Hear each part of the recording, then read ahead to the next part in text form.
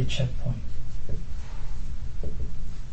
For example, if you have a very large JavaScript file, you don't want to wait until the end to block it. Right. If you see something bad initially, like you don't have to keep waiting to see if it's more bad.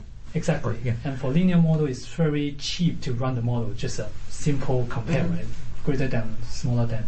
So we can actually set checkpoints. Every 100 bytes or 500 bytes we execute. So that's file checkpoint. So either file end or file checkpoint. If the packet contains that, then run model. So that's So maybe you could just walk us through. I know there's a lot of words on the board. Right. This is a condition. Here. Flow diagrams. There. Okay. Yes. Then no. Just no up. Just continue accumulation. Keep feature vector for next packet. So let me walk you through start at the beginning. Sure. Now from the top, whenever we receive a packet, just a general file operation, we will go to session match. So that we know is this file or this session, not the other one. Then we can support concurrent sessions. Each session will have a session state, which will give us the protocol decoder. Is it the web browsing decoder, FTP decoder, SMTP decoder? Based on that, it could be already within a file-specific decoder, like is it a document, is it a PE file or JavaScript? They can have their own decoder. Then the decoder should be able to identify the file type, either through pattern match or through decoder logic. So in general, we need to do file type identification first. That will also give us an offset. Probably the size, but not always. Now, since a file can cross different packets, so for those, once we identify the file type, we save it in session state. So that next time we don't need to think about it because we cannot. Only the beginning of file can tell us what it is. So that's that. So when we have the identification, we save it in session state. Then we can extract file type specific feature.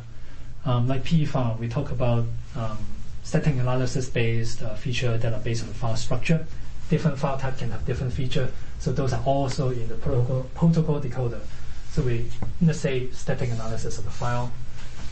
In addition to that, we will do a string match, which are all the n-gram feature as we call them. Now, the arrow goes like this. The file type determines which model we run and which feature vector, which type of feature vector we track. So that's one input. And then the file type specific feature is part of the feature, so we will also go to populate the feature vector. And string match obviously will populate the feature vector as well. So 3 input will give us a feature vector. Then we accumulate across one or more packets. We continue to populate the feature vector.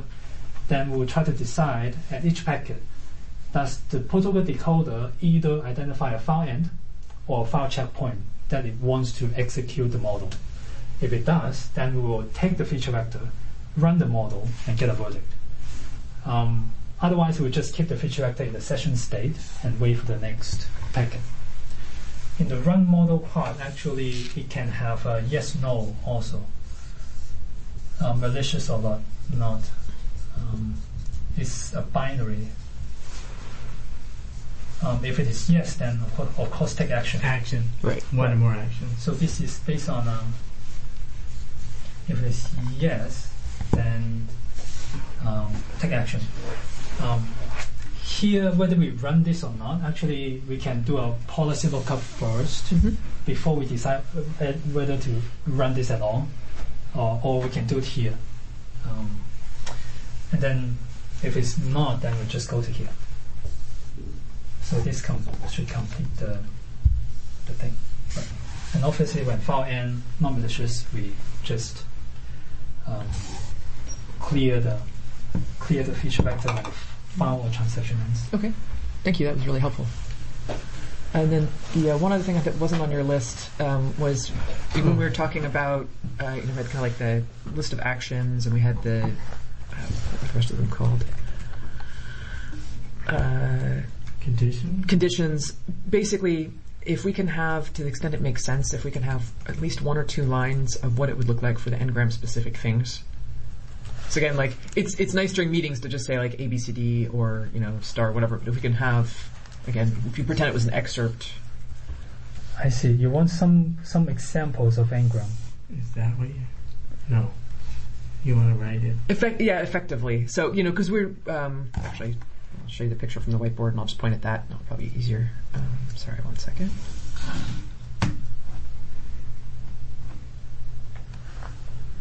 So, where was it? Okay, so when you were drawing this stuff, we just have kind of like generic examples, but if we can have relevant to the n-grams, a couple of n-gram signatures, if applicable, a couple of n-gram string patterns, a couple of n-gram conditions.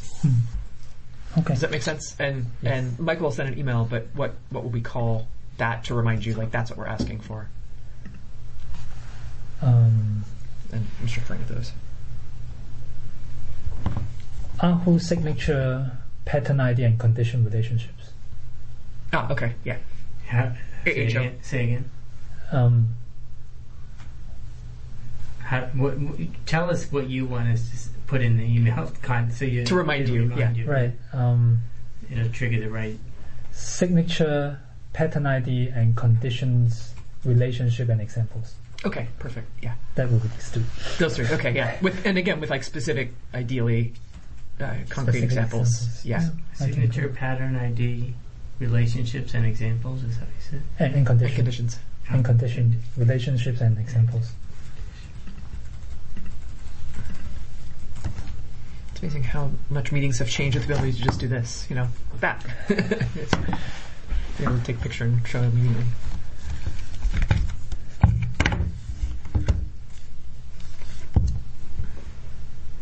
Okay, that was awesome. Yeah, excellent. Thank you very much. See you,